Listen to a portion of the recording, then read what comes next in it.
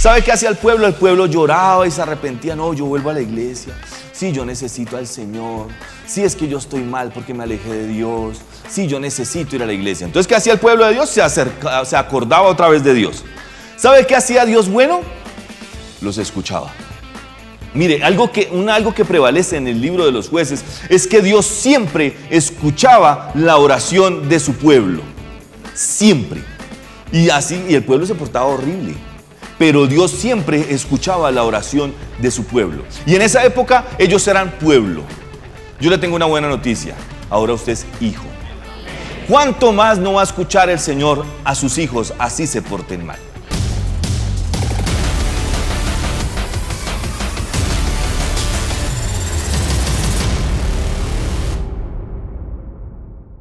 La charla del día de hoy tiene un mensaje, se llama Destino Final. No sé si usted ha visto esa película.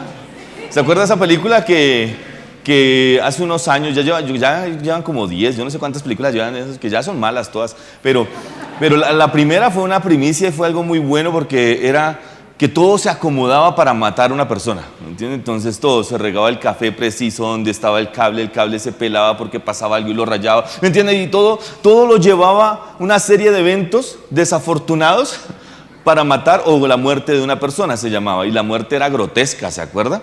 Hoy vamos a ver una historia en la Biblia muy fuerte, también muy fuerte, y parece Destino Final. Es más, parece como un efecto bola de nieve. Comienza algo chiquito y comienza a crecer. Es como una crónica de una muerte anunciada. ¿Entiende?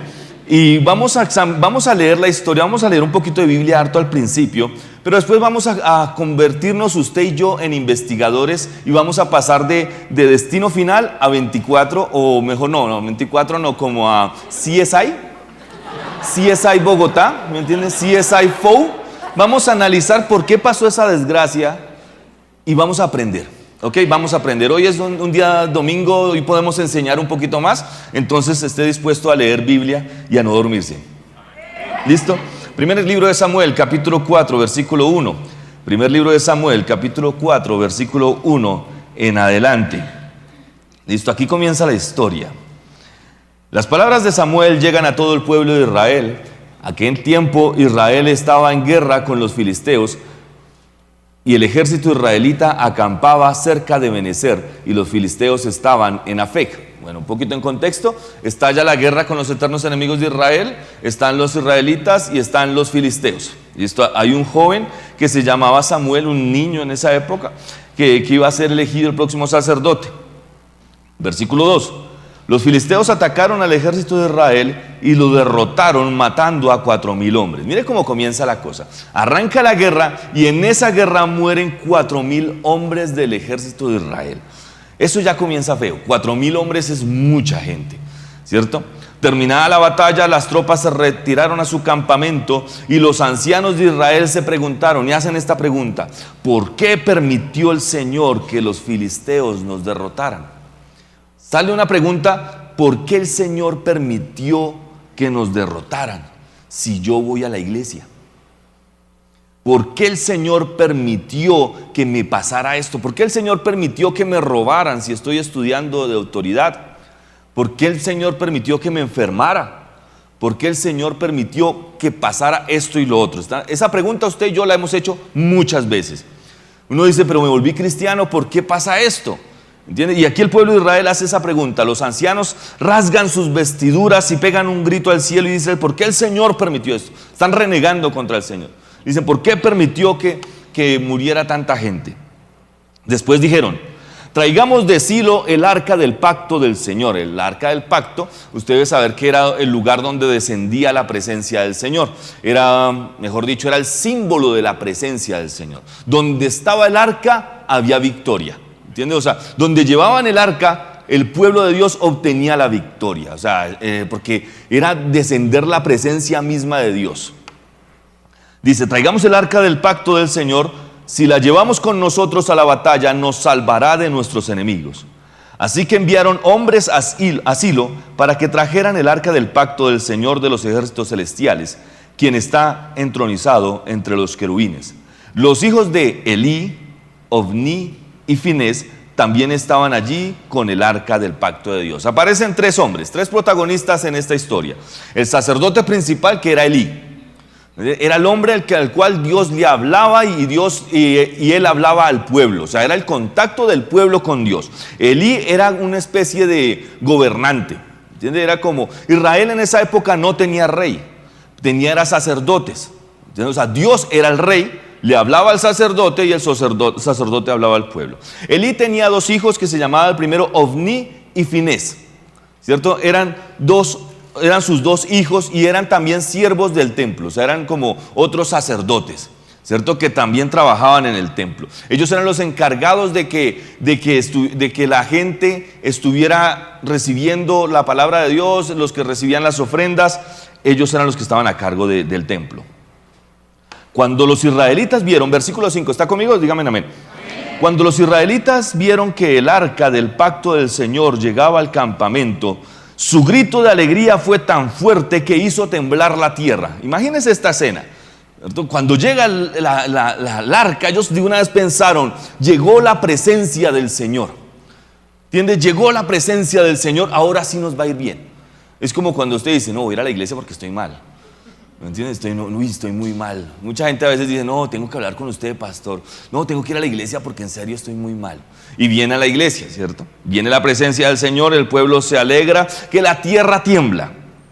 Más o menos habían unas 60,000 personas en ese lugar, en ese campo de batalla.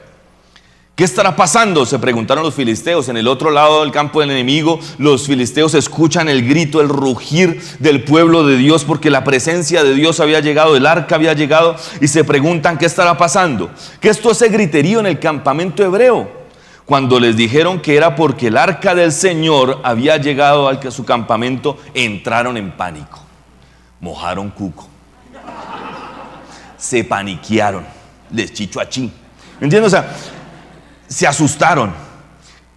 Dice que entraron en pánico. Dice, los dioses han llegado a su campamento, exclamaron. Esto es un desastre. Nunca antes nos hemos enfrentado a algo así. Ellos sabían quién era Dios. Ellos recordaban, el pueblo filisteo recordaba lo que había pasado en Egipto. ¿Se acuerdan? ¿Se acuerdan cuando el Señor hizo en las 10 plagas, todo como destruyó al imperio sobresaliente en esa época? El Señor vino y derrotó a ese ejército. O sea, el pueblo filisteo sabía y tenían temor. Ellos tenían temor de lo que iba a pasar. O sea, sabían quién era Dios. Y dice que sintieron pánico y dijeron, nunca nos hemos enfrentado a algo así. Miren cómo hablan, versículo 8, ¡socorro! Parece el Chapulín. ¿Quién podrá liberarnos de los dioses poderosos de Israel? Mire que es igual. Mire. O sea que esto es antes del Chapulín, o sea que el Chapulín se copió.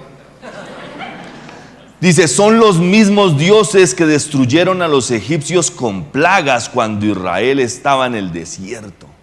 Ellos sabían quién era Dios. El pueblo filisteo sabía quién era Dios. Pero mire lo que pasa en el versículo 9. Filisteos peleen como nunca. ¿Me entiende? Peleen como nunca antes. Si lo hacen, si no lo hacen, seremos esclavos de los hebreos, así como ellos han sido esclavos nuestros. Peleen como hombres. Y mire lo que pasa en el versículo 10. Así que los filisteos pelearon con desesperación. Y mire lo que pasa. Efecto bola de nieve. De nuevo derrotaron a Israel. La matanza fue grande. Ese día murieron 30,000 soldados israelitas. ¡Wow! Y uno dice, pero ¿ese es el pueblo de Dios? ¿Son creyentes? ¿Van a la iglesia? ¿Van a la célula? ¿Leen la Biblia? ¿Qué fue lo que pasó? ¿Qué está pasando? ¿Ya cuántos soldados habían muerto? 34,000 en total. 34,000 hombres murieron. Los sobrevivientes dieron la vuelta y huyeron, y cada uno a su carpa. Versículo 11. Entonces los filisteos, mire lo que sigue pasando, capturaron el arca de Dios. O sea, esto ya es muy grave. O sea, el arca de Dios, recuerde que no la podía tocar nadie. ¿Se acuerda que si una vez un hombre llevaban el arca en una carreta, el arca se movió, la carreta se movió, el arca se iba a mover? Y vino un hombre buena gente a coger el arca, a sostenerla, y dice, era del pueblo de Dios, era un hombre normal, bien, no era un pecador, no era un filisteo. Cogió el arca y ¿sabe qué pasó? Murió. O sea, nadie podía tocar el arca, pero llegan los filisteos y se robaron el arca. O sea, eso era un sacrilegio, eso era rarísimo. ¿Qué está pasando? O sea, algo raro está aquí. Está el pueblo de Dios, ¿cierto? El Señor se enorgullecía de decir que los israelitas eran su pueblo. Está en una batalla que es una batalla justa, es una batalla real. Los filisteos eran muy perversos, los filisteos eran muy malos. Habían hombres que torturaban a los israelitas, le hacían mucho. Si ustedes tienen la oportunidad de leer los libros anteriores, se va a dar cuenta que los filisteos siempre sacrificaban niños. Los filisteos hacían cosas perversas y esclavizaban y mataban a los israelitas. Pero ellos tocaron el arca y se la llevaron. Un trofeo de guerra. Y miren lo que sigue pasando. Y mataron a Ofní y a Finés, los dos hijos de Elí. O sea, eso es como si hubieran matado al ministro de defensa, ¿sí me entienden? Hubieran matado a los del alto mando, al vicepresidente, ¿entiendes? O sea, mataron a los sacerdotes. Dice, versículo 12, un hombre de la tribu de Benjamín corrió desde el campo de batalla y más tarde ese mismo día llegó a Silo. Había rasgado su ropa y echado polvo sobre su cabeza en señal de dolor. Elí, el sacerdote principal, recuerda, el sacerdote principal, esperaba junto al camino para oír las noticias de la batalla, pues estaban tan preocupados por la seguridad del arca de Dios que le temblaba el corazón. Imagínese eso. Cuando llegó el mensajero y contó lo que había sucedido, un clamor resonó por todo el pueblo. ¿A qué se debe todo ese ruido?, preguntó Elí. Entonces el mensajero corrió donde estaba Elí, quien tenía 98 años de edad, ya estaba bien viejito y ya estaba ciego. Y le dijo, acabo de llegar del campo de batalla, estuve allí hoy mismo. ¿Y qué pasó, hijo mío?, preguntó Elí. Israel fue derrotado por los filisteos, le contestó el mensajero. Masacraron a la gente y también mataron a sus dos hijos, Ofní y Finés. La desgracia llegó a Israel. ¿No le ha pasado que a veces uno está bien y de repente todo comienza a ir mal? Como uno dice, caramba, ¿qué pasó si yo estaba bien ayer? Y de repente, no sé, le da gripa, a su hijo le da vómitos, ¿sí me entiende? Se le roban la billetera, se le pierde el celular, se le cae en la taza del baño, ¿sí me entiende? Usted dice, ¿qué está pasando? ¿Sí me entiende? Uno dice, ¿qué está pasando?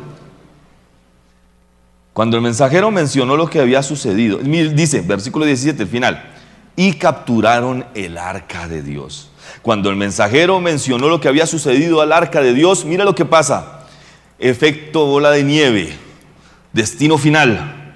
Elí cayó de espaldas de su asiento junto a la puerta y se quebró la nuca y murió. ¡Wow! Mira lo que está pasando. Mira, primero mueren 4,000 hombres, después mueren 30,000 hombres, después muere los hijos del hijo 1, hijo 2, porque se me van a olvidar toda la charla. Entonces, hijo 1 y hijo 2 murieron. ¿Entiendes? Y me pongo a complicarme a buscar dónde está el nombre. Los hijos del man murieron. Se roban el arca del pacto. Después Elí, de la impresión y del susto, de la angustia que había sufrido, se va de espaldas y se da un golpe en la nuca y se muere porque era viejo y demasiado gordo. Durante 40 años había sido un juez de Israel. Él fue el último juez de Israel. Mire lo que sigue pasando, esto no ha terminado. ¿Usted dirá, en serio sigue más? Sí, sigue más. La nuera de Elí, esposa de Finés, que estaba embarazada y próxima a dar a luz, cuando se enteró que habían capturado el arca de Dios y que su suegro y su esposo habían muerto, entró en trabajo. Se le vino el chino. Entonces, a los que nos están viendo por internet, Dios los bendiga, qué bueno que se conectaron. Se le adelantó el hijo. Se le adelantó el niño y comenzó el trabajo de parto. Versículo 20. Mire cómo comienza el versículo 20. Ella murió. Murió ahora la nuera. Después del parto, pero antes de que muriera, las parteras trataron de animarla. No tengas miedo, le dijeron. Tienes un varón. Pero ella no contestó ni les prestó atención. Al niño le puso por nombre Icabod, que significa ¿y dónde está la gloria? ¿Sí me da cuenta? ¿Y dónde está la gloria? Porque dijo, la gloria de Israel se ha ido, le puso ese nombre porque el arca de Dios había sido capturada y porque murieron su suegro y su esposo. Y mire lo que dice el versículo 22. Y luego dijo, la gloria se ha ido de Israel porque el arca de Dios ha sido capturada. Mire todo lo que pasó en un solo capítulo. En un solo capítulo de la Biblia.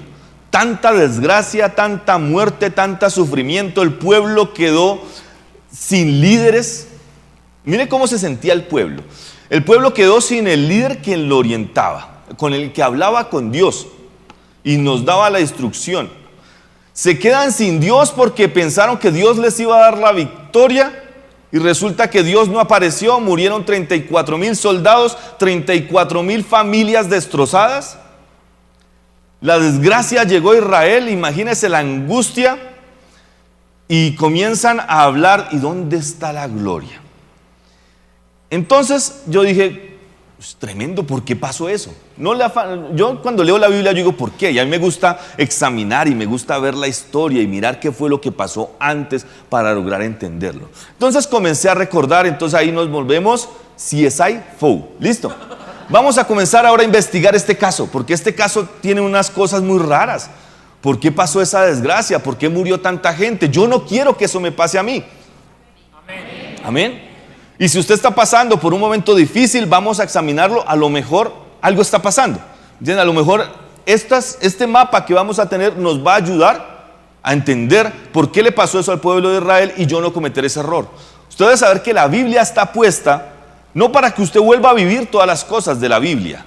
La Biblia está puesta es para que usted conozca a Dios primeramente y segundo, vea los errores y las cualidades y las virtudes y usted las siga para que usted no sufra. Amén. La Biblia es un mapa. La Biblia es el manual. Si usted sigue la Biblia, usted y yo vamos a ser más que vencedores en Cristo Jesús.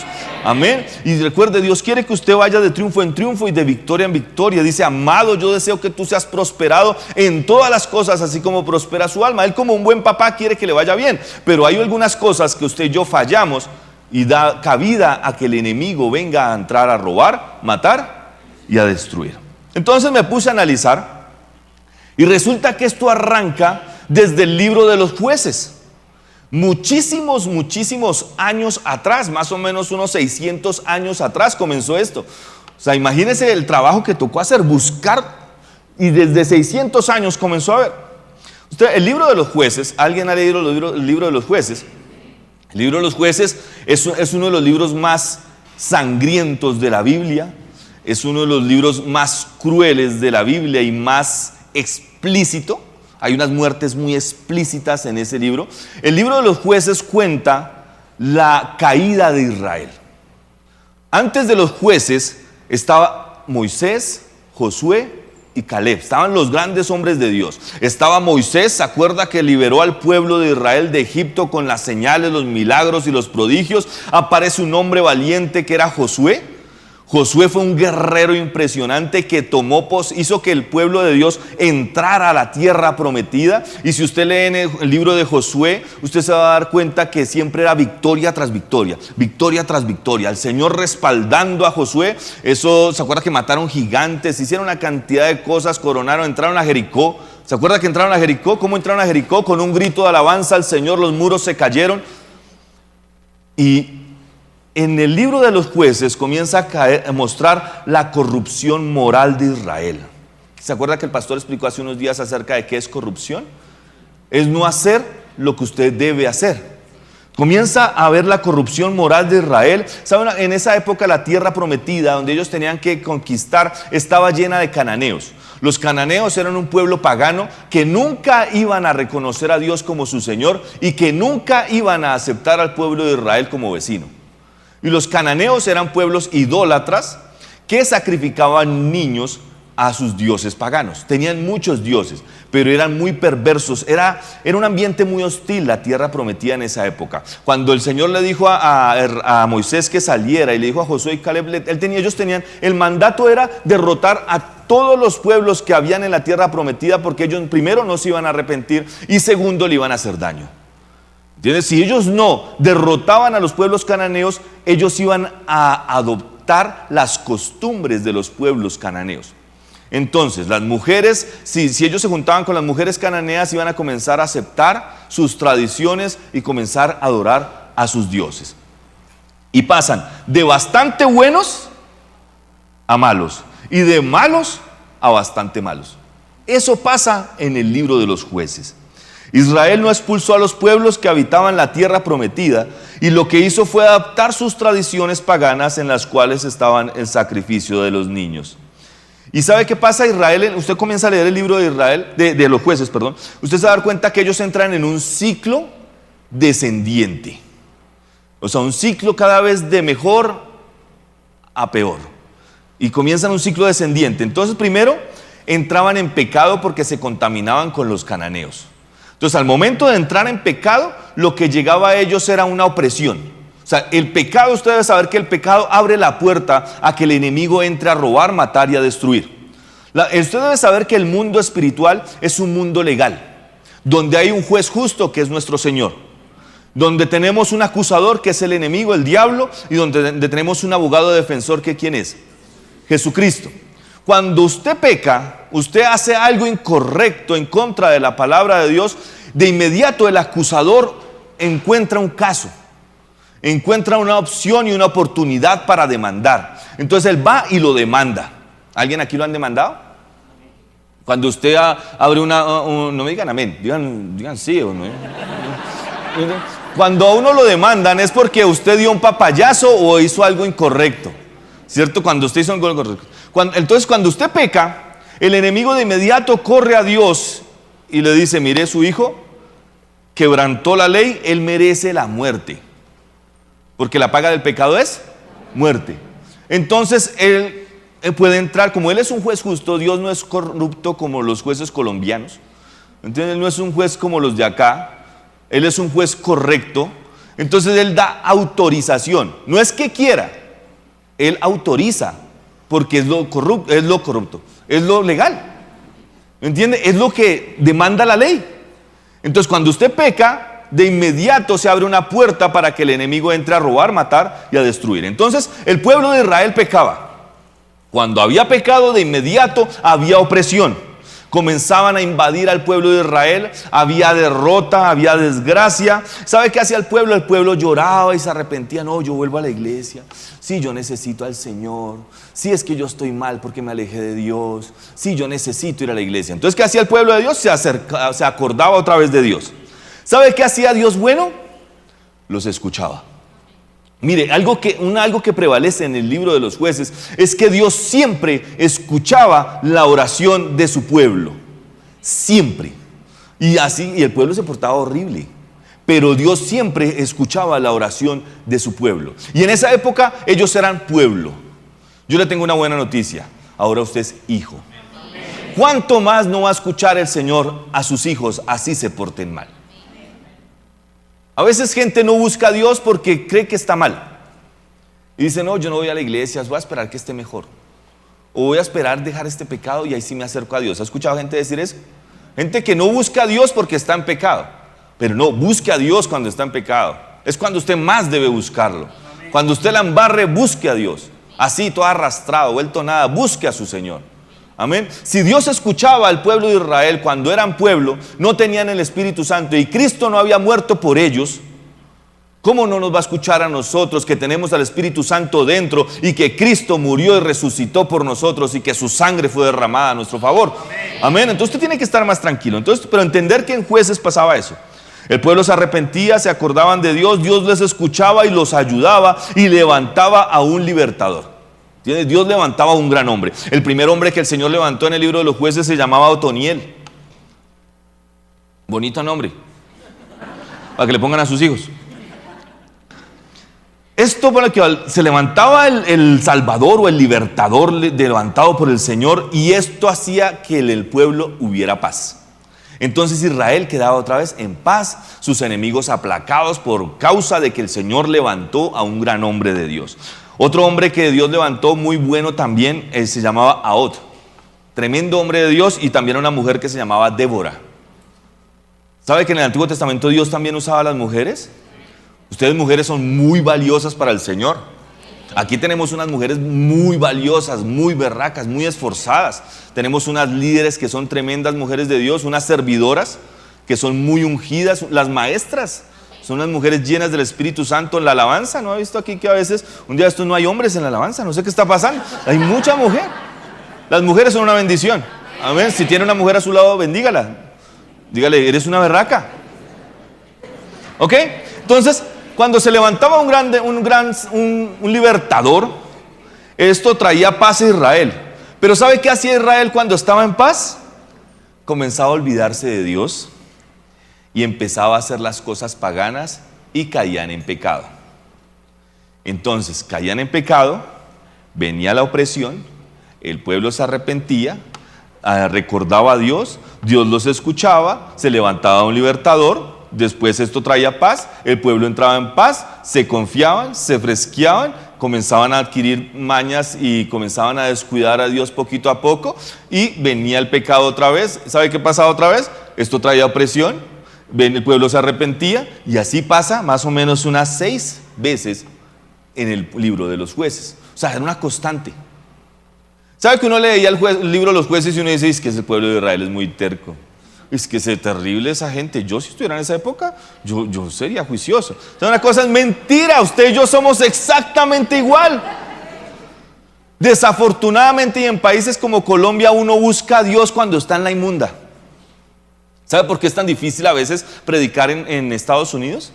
Porque la gente no está en la inmunda. ¿Entienden? La gente allá gana muy bien. No tienen vida porque se la pasan trabajando, pero ganan mucho dinero, sus necesidades están suplidas. Yo he escuchado de personas que aquí buscaban a Dios y eran muy fieles a su Señor, lo seguían, lo adoraban, iban a la iglesia y se fueron a Estados Unidos a hacer la voluntad de Dios.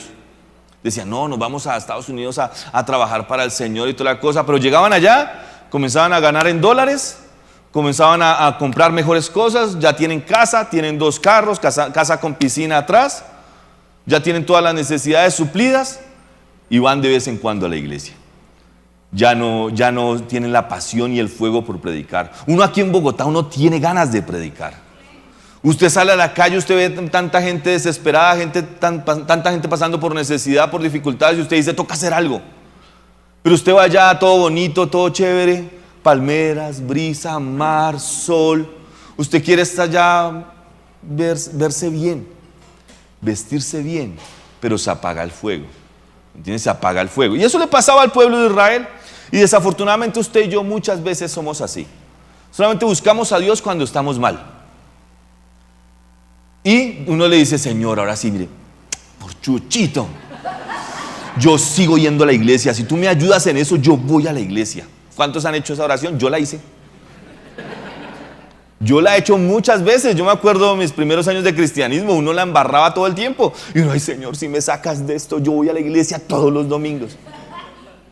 ¿Y qué? Uno pasaba y cuando veía que el Señor lo respaldaba y uno salía bien, uno salía bien librado. Y uno, ay, chévere, uno normal, y uno comenzaba otra vez. No, mañana no voy a la iglesia, ¿eso para qué?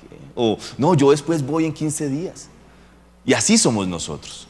Cuando estamos bien, se nos olvida el Señor. Y usted tiene que ser una persona que busca a su Señor cuando está mal.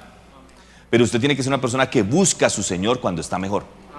Amén. Usted tiene que honrar a su Señor en la abundancia. Tiene que honrar a su Señor cuando esté a ras. Y tiene que honrar a su Señor así esté comiendo arroz con huevo. Amén. Usted y yo no podemos cometer los mismos errores de Israel. Los primeros jueces que eran muy buenos era Otoniel, Ahod y Débora. Pero recuerde que esto va en declive, ¿no? Eso va empeorando. Después apareció Gedeón. Gedeón comenzó muy bien. Él era un hombre que era un poco cobarde, pero el Señor lo utilizó para vencer. ¿Se acuerda que con 300 hombres derrotó al ejército filisteo y sin él pelear, solamente botando una olla al piso? Él botó una olla al piso y ya ganó. O sea, ese era Gedeón. Pero Gedeón tenía costumbres un poquito malas y después mató a su propio pueblo. Mató a unos israelitas y comenzó a hacer altares a otros dioses. Después apareció otro héroe en ese ciclo apareció otro que se llamaba Jefté. Jefté era un matón. ¿entiendes? No era un gran hombre de Dios ni un hombre de Dios, no, él era un matón. Él fue uno que terminó mucho peor que Gedeón. Después de eso otra vez venía opresión sobre el pueblo y el Señor levantó a otro juez que se llamaba Sansón. ¿Y cuántos conocen la historia de Sansón? Sansón fue el peor de todos los jueces. Era un hombre que liberó al pueblo de Dios, sí lo hizo bien, pero el hombre era promiscuo. ¿Entiendes? Le gustaba tener relaciones sexuales fuera del matrimonio y con mujeres paganas. Era muy dado al vino, le gustaba emborracharse, menospreciaba la palabra de Dios. Usted debe saber que Sansón era un hombre escogido desde antes de nacer, o sea, él era un nazareno. O sea, él tenía unas ciertas cosas que él no podía hacer. O sea, los judíos en sí tenían muchas reglas, pero Sansón tenía más. Y a él no le importaba, él no podía tocar animales muertos. Y él iba y comía de animales muertos. Él tocaba animales muertos, se acostaba con mujeres, con prostitutas. Usted mira la historia de Sansón y usted se da cuenta que él no es un ejemplo de virtud. Usted no puede decir, hizo cosas buenas para el Señor, pero no fue un ejemplo de virtud. Él era caprichoso, le decía a su papá, mire, vi a esa mujer, me quiero casar con ella.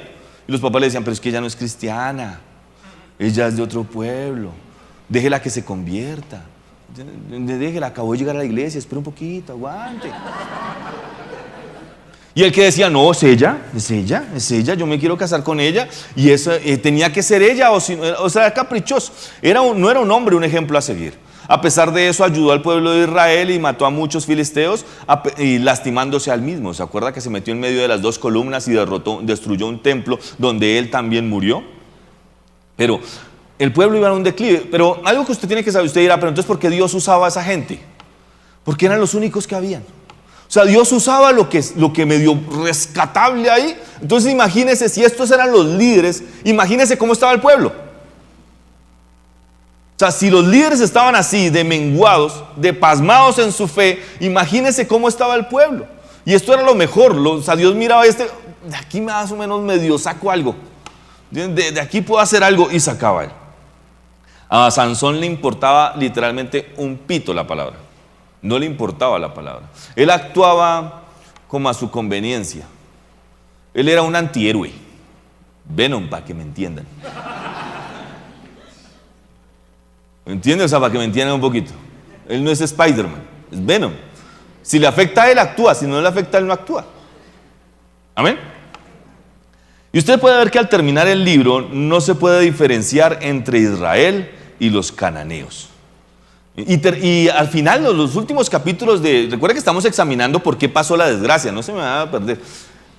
Pero los últimos capítulos del libro de los jueces son los más sangrientos y los más crueles que puedan ver. Termina con una historia muy, muy fuerte. Había un hombre que conoció a una muchacha y la adoptó como su concubina, ¿cierto? Como su mujer, digámoslo así, su esposa. La adoptó, se la llevó con él, iba a llevarla a su casa y arrancó un viaje desde donde su suegro, fue donde su suegro, conoció a su suegro, chévere, la pasó en fiesta con su suegro y dijo, listo, yo ya me voy para la casa. Cogió a su concubina y arrancaron camino hacia su casa. Iban a parar en un pueblo de los cananeos. Y entonces él dijo, no paremos aquí porque es peligroso, este barrio es peligroso, más bien vámonos a un barrio de los israelitas. Y viajan a la tierra de los de la tribu de Benjamín, donde estaba el pueblo de Dios. Se llegan allá a una plazoleta. La costumbre de los judíos es que ellos, si ven a algún extranjero, lo invitan a su casa y lo hospedan en su casa. Pero ellos estaban ahí en la plaza y nadie los hospedaba, entonces dijeron, no, pues nos va a tocar quedarnos a dormir aquí en la plaza. Le dijo a su concubina. Nos tocó, de repente apareció un viejito muy amable, que llegó y le dijo, no se queden acá, no es bueno que se queden aquí. Y él dijo, pero ¿por qué? Es un buen barrio, ¿entiendes? Esto es chévere. Y dijo, no, éntrese. Y se los llevó a su casa. Cuando están en su casa, están comiendo, están todo chévere, de repente viene una turba alborotada y comienza a golpear la puerta. Muy parecido a lo que pasó, ¿se acuerdan? En Sodoma y Gomorra. Y comienzan a golpear la puerta y saquen a este hombre que vamos a tener relaciones sexuales con él. En el pueblo de Dios. Y entonces sale el anciano y dice, no hagan esto, por favor, no le hagan esto porque ellos son mis invitados, ustedes no pueden hacer ese daño. Y dice, sáquenlo, si no vamos a acabar con todos. Entonces, ¿sabe qué hacen? Le sacan y le quitan a la concubina, la concubina del hombre, el protagonista de esta pequeña historia, y la violan toda la noche la violan, después la dejan tirada, ella medio muerta, desgarrada, lastimada, se arrastra y llega hasta la puerta donde está a su amado, trata de abrir la puerta y muere. El hombre al siguiente día abre la puerta y encuentra a su concubina muerta. La entra en dolor por su concubina, usted mira la historia anterior, él se había esforzado mucho por estar con ella. Entra, coge a la mujer, la pone en una mesa y la corta en 12 pedazos. La descuartiza. La corta en 12 pedazos. Y coge y reparte los 12 pedazos a las 12 tribus de Israel. Cuando llega la noticia a las 12 tribus de Israel de lo que había pasado, ellos dicen, uy, ¿por qué me mandan un pie? ¿Quién me manda este pie? Imagínense que le llegó la cabeza, ¿sí me entiendes? ¡Qué susto! Y él dice, ¿pero por qué me mandan esto? ¿Por qué esto? Y comienzan a averiguar y se enteran que fue que los de la tribu de Benjamín habían hecho esta violación y habían hecho este dejamen con esta mujer. Y arranca una guerra civil en Israel. Y la matanza es tanta que casi arrasan a la tribu de Benjamín. Quedaron muy poquitos hombres, creo que fueron 400 hombres nomás los que quedaron. Y en ese ámbito arranca el primer libro de Samuel. O sea, el pueblo de Israel está totalmente contaminado. Bueno, después sigue Ruth. Usted dirá, no, ahí va Ruth. Pero es que Ruth es un spin-off. ¿Me entiendes? O sea, usted conoció para que me entiendan, Rápido y Furiosos, ¿cierto? Una línea. De repente sale un spin-off que es Hobbs and Jobs. Es una historia paralela. Ruth es eso, es una historia paralela. Pero la historia que sigue inmediatamente de Jueces es primer libro de Samuel. Y algo que usted debe entender y debe ver es que el libro de los Jueces terminan con este versículo. Vaya por favor conmigo a Jueces, capítulo 21, versículo 25.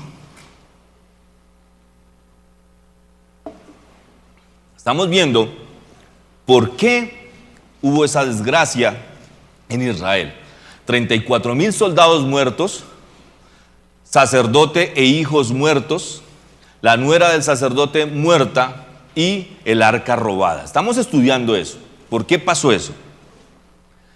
Jueces 21, versículo 25, ¿lo tienen? Díganme amén. Mire cómo termina. En esos días Israel no tenía rey. ¿Quién era el rey de Israel en esa época? ¿Se acuerdan? ¿Que se los mencioné? Dios. Dios era el rey. Dios era el rey. ¿Se acuerdan que más adelante dicen, queremos un rey? Y Samuel se pone todo bravo y dice, no, pues tienen a Dios de rey y piden un rey. Entonces el Señor le dice, Samuel, no te pongas bravo, que no te están despreciando a ti, sino me están despreciando a mí. O sea, el pueblo de Israel no tenía rey. Y mire lo que sigue diciendo, cada uno hacía lo que le parecía correcto según su propio criterio. No, Dios y yo tenemos mi relación, no se meta, Dios y yo, Él sabe cómo soy, Dios sabe cómo soy yo tengo mi relación con Él, pero eso que está haciendo mal, no, pero es que yo soy así. Y en esta época que todo el mundo tiene derecho y autoridad de ser como Él quiera, todo el mundo ahorita, donde usted le critique a alguien cómo vive ahora, usted no puede criticar, pero sí lo critican a usted. Nosotros los cristianos nos critican todo, pero uno medio critica y hay veces que uno toca quedarse, yo no veo, no creo, no oigo, no escucho, no, calladito. Pero aquí dice que cada uno hacía lo que le parecía correcto según su propio criterio.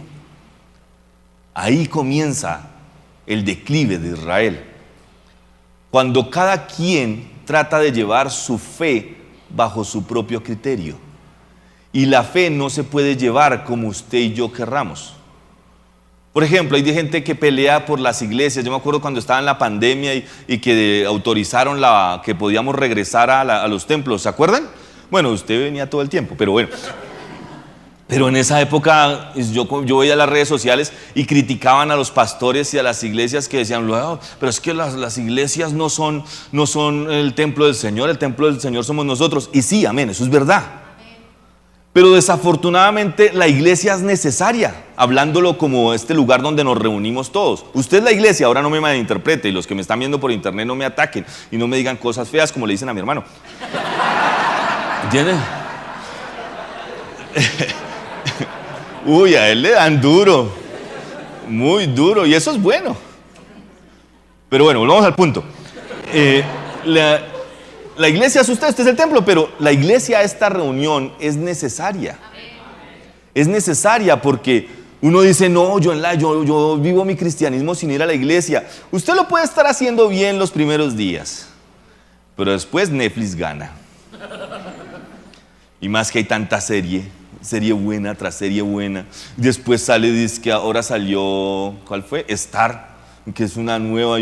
Después estaba Disney Plus y salió Amazon. Y cada una tiene una serie nueva y mejor. No lo dejan vivir ya uno. Uno ya ni tiene tiempo para leer la Biblia. Entonces,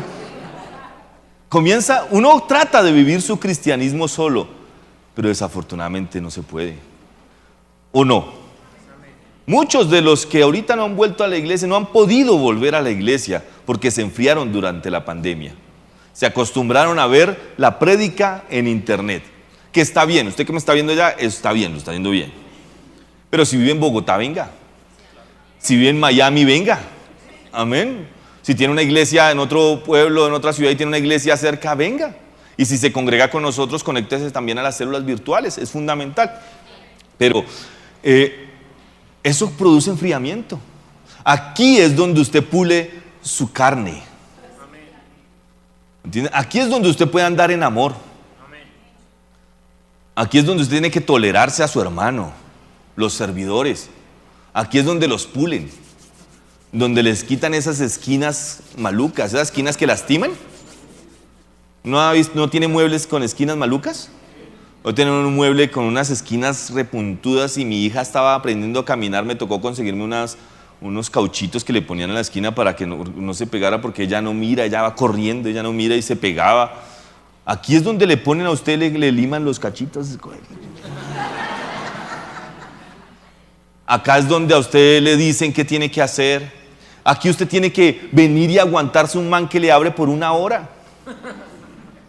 Aquí usted alaba mejor que en su casa, ¿o no?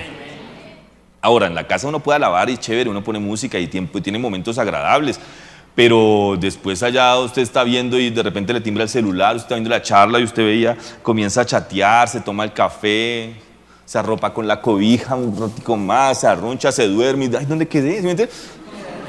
Y como en las redes uno puede ponerle pausa, hay gente que, yo me acuerdo que hablábamos con un hermano y ¿cómo va? No lo he vuelto a ver en la iglesia, y me decía, no, pero yo siempre veo las charlas. Y sí, está bien las charlas, pero nunca las veía en directo, las veía ya en diferido. Entonces el que hacía, se iba a ciclovía, se iba a jugar, y ahorita mucha gente hace eso. Y ahora, eso no está mal, no crea que venir a la iglesia lo salva, pero debe haber una prioridad. Amén, debe haber algo que demuestre que el Señor es mi Señor. Amén. Entonces, ahí arranca el primer libro de Samuel. El temor de Dios se perdió.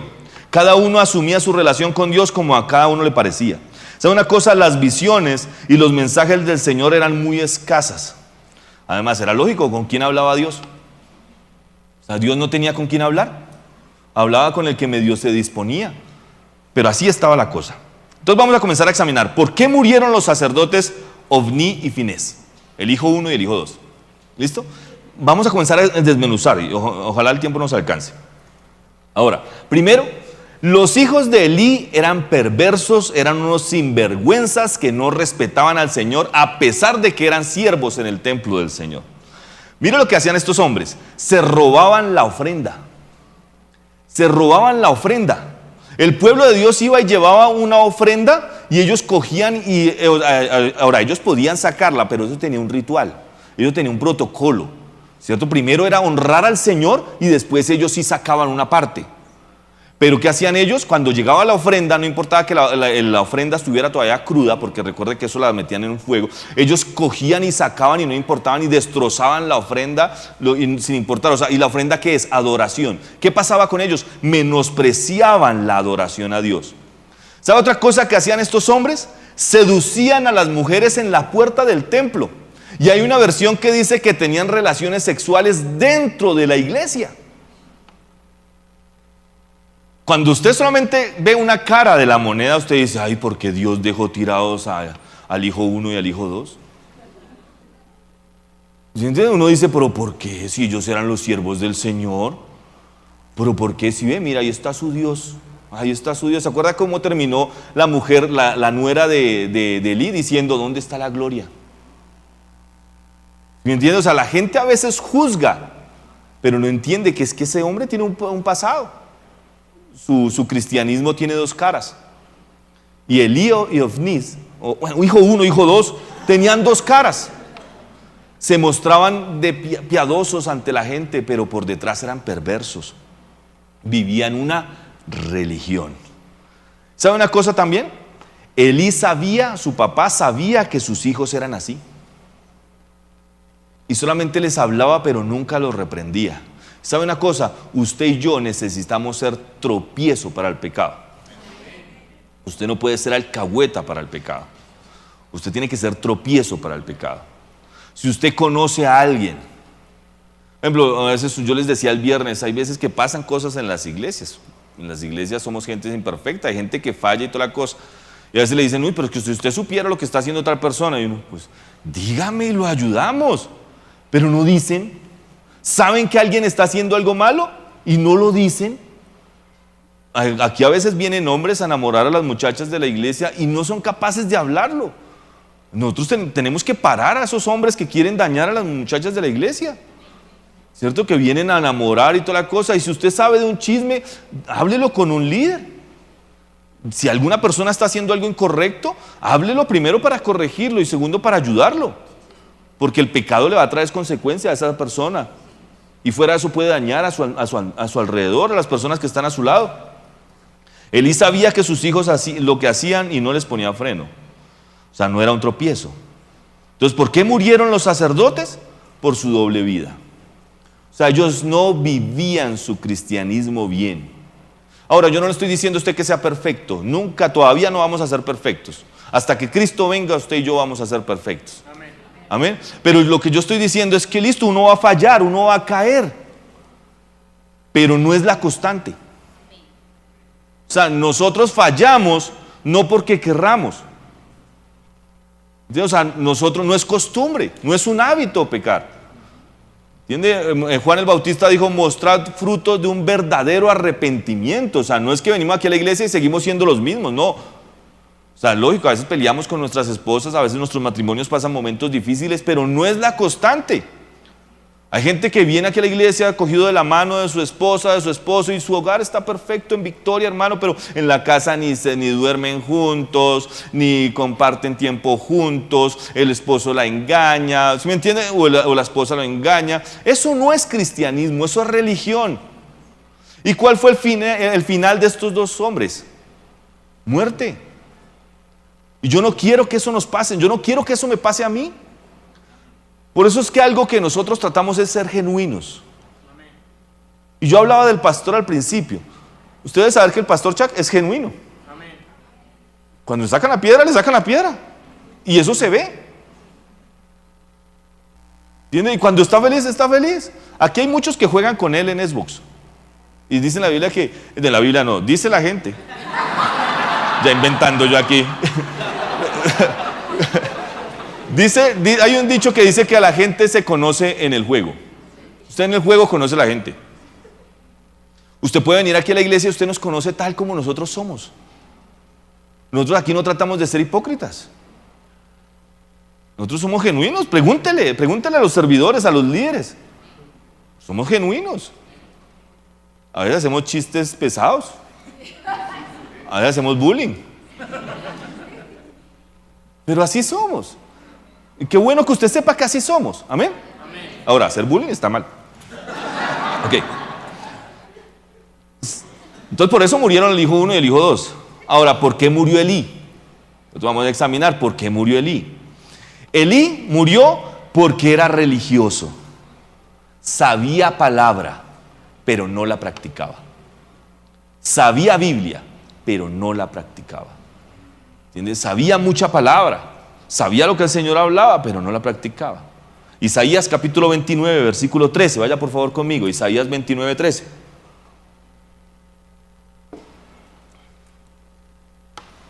Isaías 29, 13 dice: así que el Señor dice, Este pueblo dice que me pertenece, está hablando Dios. Me honra con sus labios, pero su corazón está lejos de mí. Y la adoración que me dirige no es más que reglas humanas aprendidas de memoria. Hay mucha gente que ser cristiano se aprende, hablándolo como religión. Ser cristiano se aprende, usted aprende a venir a manejar, a encontrar los libros de la Biblia. Usted sabe en qué momento se canta, usted sabe en qué momento se recoge la ofrenda, usted sabe en qué momento, todo eso usted sabe. Usted sabe que al final del servicio se va a hacer el llamado, usted ya lo sabe, eso se aprende. Pero cristianismo no es aprender reglas. Cristianismo, por ejemplo, leer la Biblia no es leer un libro, es conocer a Dios. Cristianismo es Jesucristo. Es una persona. Usted no lee la Biblia como un libro de conocimiento. Usted lee la Biblia para conocer a su Señor. Amén. Segunda Timoteo capítulo 3 versículo 5. Segunda Timoteo 3:5 dice, anótelo y yo se lo leo. Actuarán como religiosos, pero rechazarán el único poder capaz de hacerlos obedientes a Dios. Aléjate de esa clase de individuos. ¿Cuál es el único poder que es capaz de hacerme obediente a Dios? Creer en Cristo.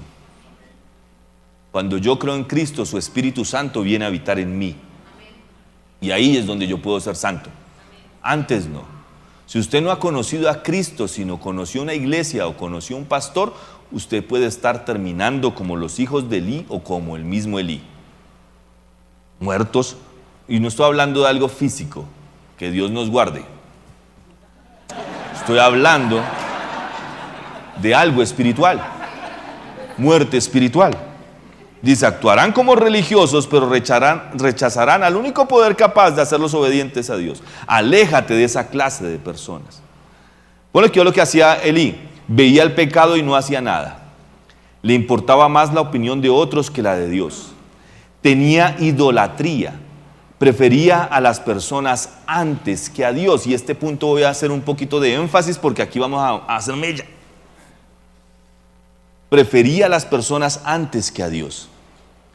Y usted y yo como creyentes, primero es Dios. Yo a veces le hablo a las personas y creo que es lo que Dios dice, o a veces ni siquiera doy mi opinión. Doy es Biblia. Yo digo, ¿qué dice la Biblia? La Biblia dice eso, ok, eso hacemos. Pero hay gente que pone a las personas en vez de a Dios. Y eso es un error tremendo. Ahora, Dios no lo quiere alejar de las personas.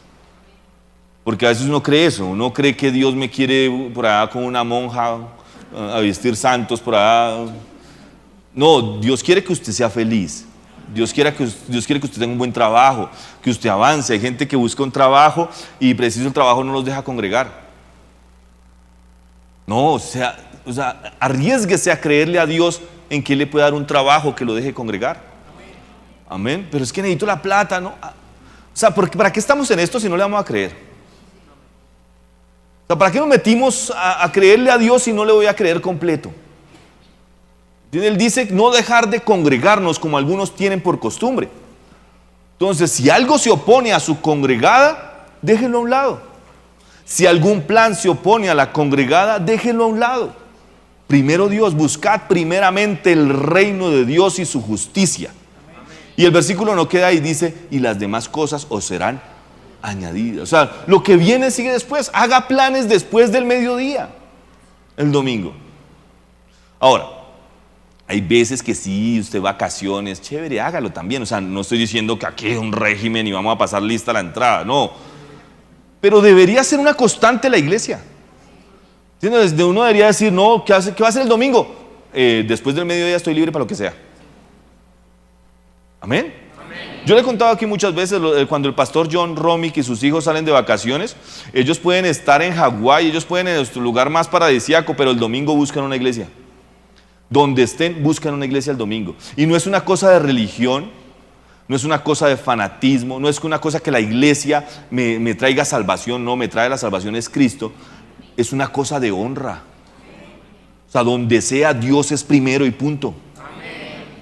Y eso tiene que saberlo usted para que sus hijos lo hagan.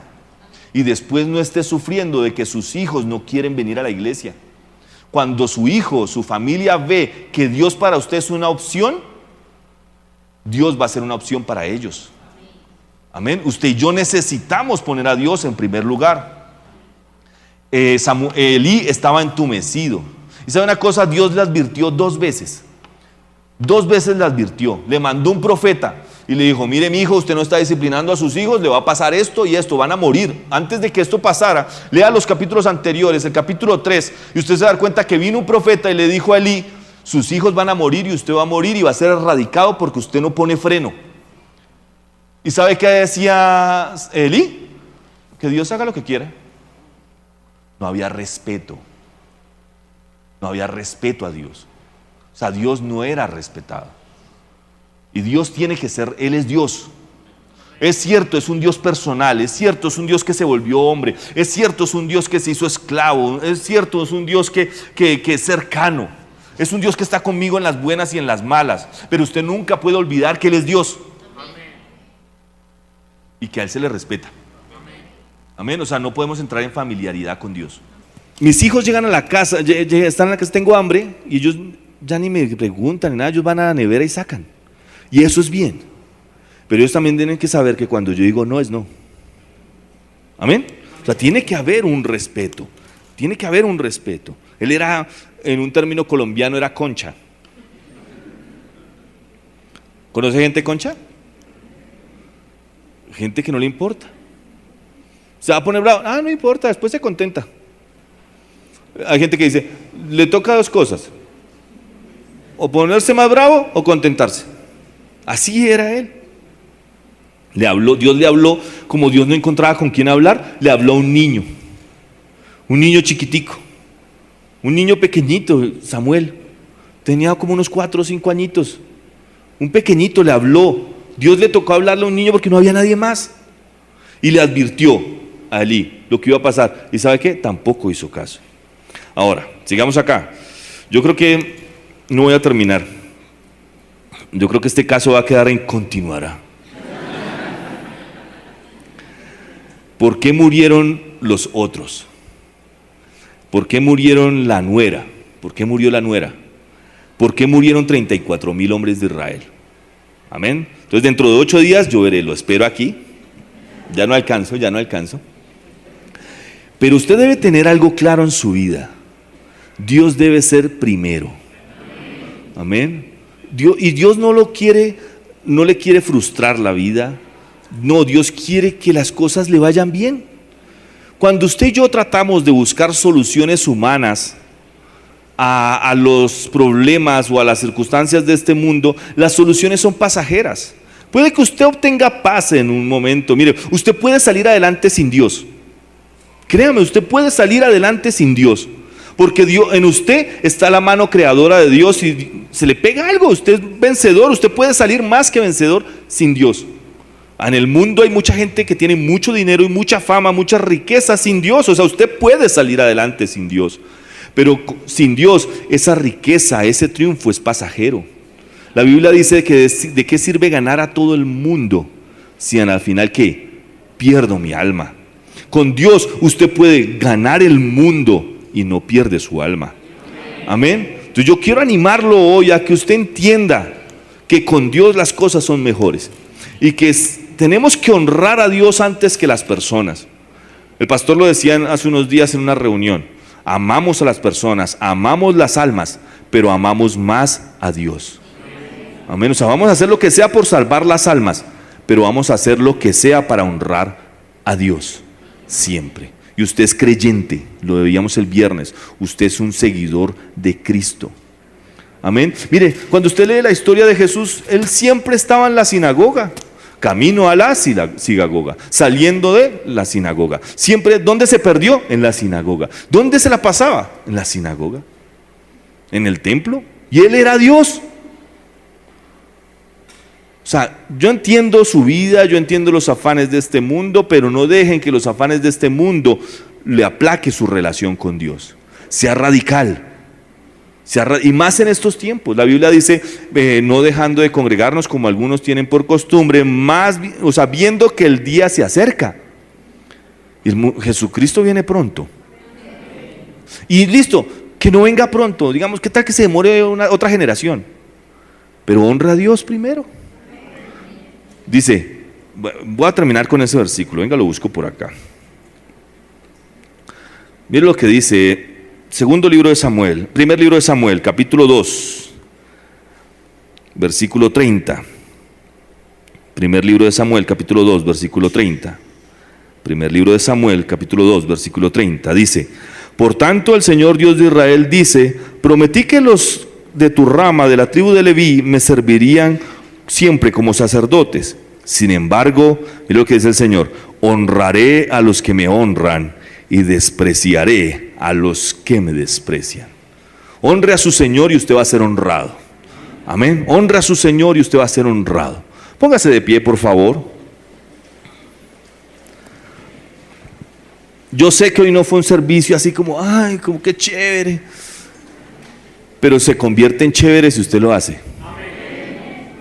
Amén, créame. Hable de Dios delante de sus amigos. No tema lo que le pueda decir la gente. Honre a Dios antes que la opinión de sus amigos. Honre a Dios, honre su palabra, valore la palabra de Dios, atesórela. Llegue hoy a su casa y estúdiela. Ore antes por los alimentos. Hay veces comemos y uno, ay Señor, bendice lo que me comí. No, pare y honre a Dios donde esté.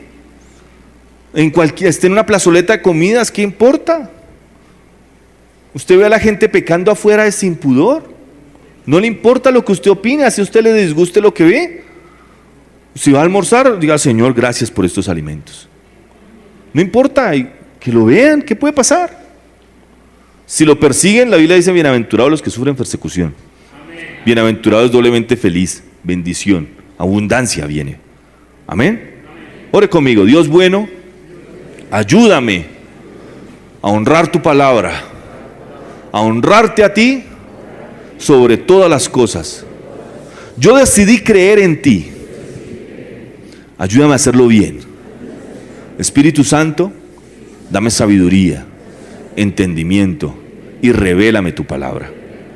Gracias, Señor. Amén. Ahora,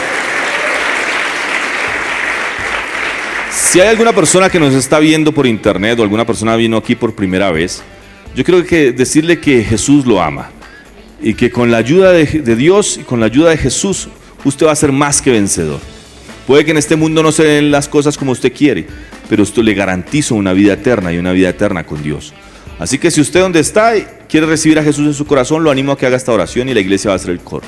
Repita después de mí: Señor bueno, decido creer hoy en ti. Creo en tu Hijo Jesucristo y en su obra redentora. Yo vi hoy que tú siempre escuchabas a tu pueblo. ¿Cómo no ibas a escuchar más a tus hijos? Yo quiero ser hoy tu hijo y quiero conocerte más. Te recibo como mi Señor y mi Salvador personal. Amén.